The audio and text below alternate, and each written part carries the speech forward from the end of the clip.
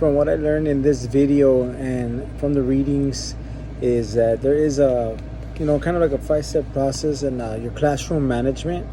Number one was students will not trust you in your word if you do not follow through, if you're not consistent in your classroom management. What happens is once you set, rules and procedures, if you do not follow through, say if they don't, if they keep messing around or not doing their work, and you say something's going to happen, but yet you don't follow through with it, and it happened to another student, and yet another student start misbehaving, they're doing the same thing, they're going to think in their mindset is, oh, you know what, she didn't, the teacher didn't follow through with the other person, they're not going to follow through with me. Also is that it all leads together, because then, misbehavior will continue to happen due to the classroom management, since there is no follow through. When you do have classroom management, those students will know what to expect. Expectations are set for them, and they will understand the rules and procedures within the classroom, which gives them more of a flow and more control for the teacher. But if you don't have that, the teacher will lose all respect from the students. They will not respect them. They will start doing as they please, as they want, which will make it a lot more difficult. And then due to that, they will not want to work, and you'll see student academics will start to decline from that due to poor management skills of the classroom.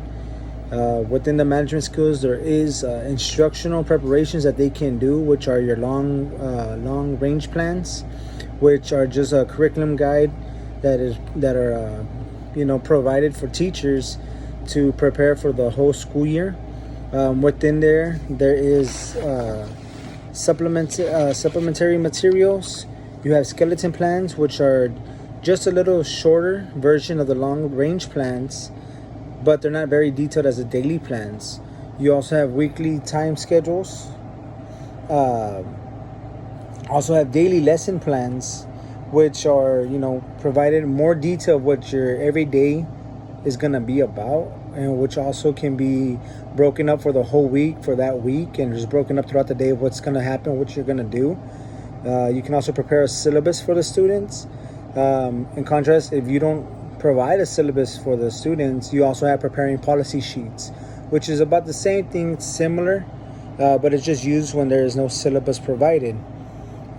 You also can do a tentative student assessment, which is done in the beginning of the year, just to see exactly where the students are once the year starts, to see their knowledge and their skills of what they know and what they don't.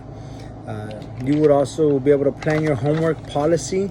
That way you can issue it out for the students and for the parents, so they know what to expect when it comes with the homework. You just got to be very tentative of what you want to provide for the homework. You have backup materials, just in case your lessons that you're teaching, they do run a little shorter than expected. That way there's not too much free time for the students, and then you lose your whole classroom management, and it gets a little bit more difficult because they get antsy. You have your opening class routine. How are they going to transition when they come in the mornings and stuff? How is things going to go about for the day to get things started? And then you also have a folder for the substitute, just in case you're ever out. You want to make sure you are prepared, and the substitute is prepared to have a lesson or some activities going on for the whole day. That way things are not too difficult for her or for him when they come in to substitute for you whenever you are out. And it also helps them with making sure they have classroom in control, and that the students are not getting out of control, because there is no management going on.